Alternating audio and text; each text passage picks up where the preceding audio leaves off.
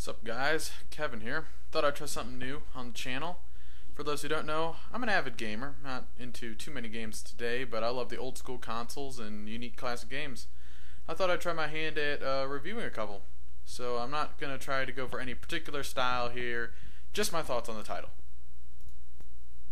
My selection of consoles is pretty wide as far as most casual gamers go. I started with an N64 that my parents bought for my brother and me in Christmas '98. Oh, that was the best day of my life. Since then, I've gone on to own many consoles, from my two NESs to my PlayStation 3.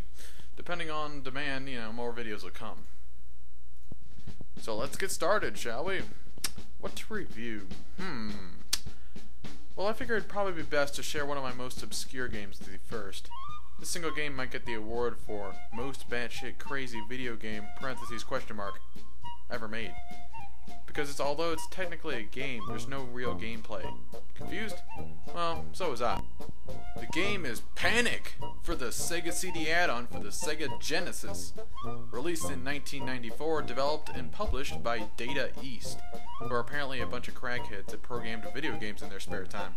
This is just one weird game. I mean, just look at the cover. Probably the most cluttered case I've ever seen.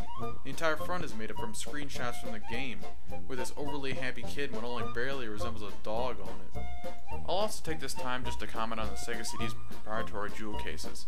They're like giant CD jewel cases and haven't stood the test of time well at all.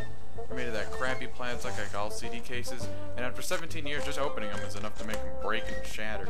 Not to mention they're huge, and it's hard to store them because they don't fit on shelves at all. I mean, just look at them compared to like a normal CD case. There's not even anything special in there. It's like, why make them so big? It's just a hassle. Prime example, Sonic CD for Sega's PC collection. Looks normal, right? Well, look at its Sega CD case. Overly huge, for no reason at all. It just doesn't make any sense. Also, the discs look different. Alright, enough about that though.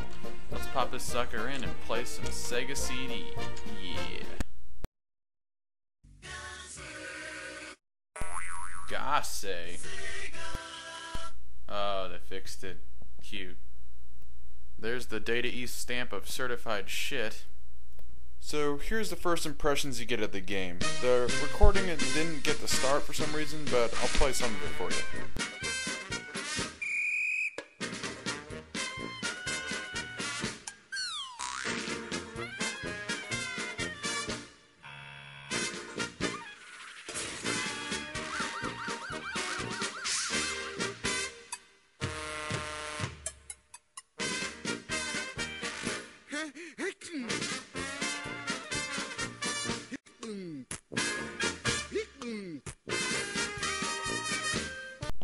And it goes on, and that continues for about 2 minutes.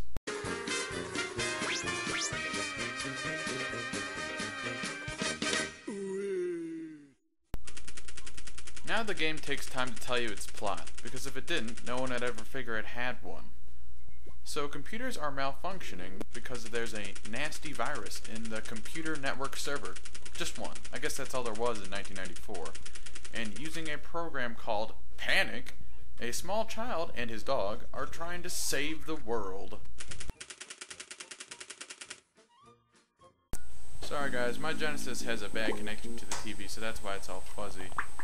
But anyways, this is the game. Yep, a cursor and buttons. This is, yeah, there's no moving, no running, no timing jumps, no thinking. Just move your cursor over a button you think looks good, and click. The buttons don't even make sense. They just have weird patterns that don't mean anything at all. Like, what was that? What did I just click? Does that animation mean I move on? Does it mean I lose? I picked wrong? Now what? I don't know. That's the whole game. This is what you do to win. Pick a button that makes it disappear, and you move on. There's a start menu and it says you're on levels, and you go through them, and if you pick wrong, sometimes you go back.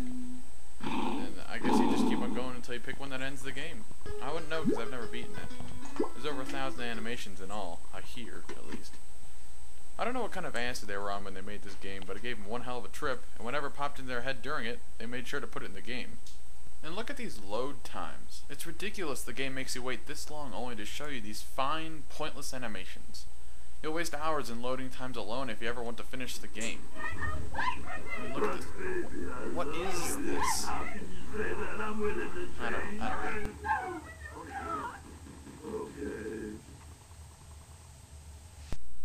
I mean, that's not to say the game isn't enjoyable. I guess they certainly had creative people working on these clips, as you can see in this instant classic here. Nice. This clip right here, this clip probably makes the whole game. Well, after it loads.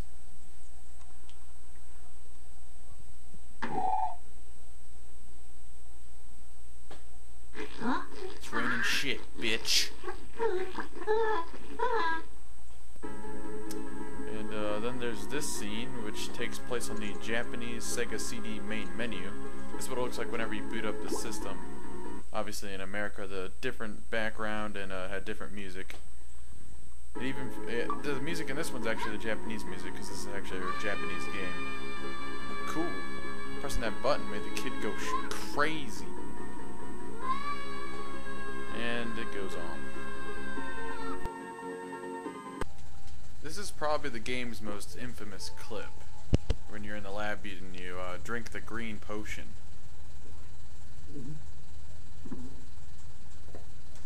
Holy shit, he has tits. What the God, what am I watching? No wonder this game's rated teen. Should you buy this game? No, there's no point. If you have a burning desire to view more of these clips, someone has already wasted their time and uploaded nearly every clip to YouTube. No one will ever know for sure. And Data East? They crashed and burned, liquidating their American division in '98 and filing for bankruptcy in 2003. Good riddance, I say. Can you imagine a sequel to this piece? Well, that's all for now. Keep on butt mashing.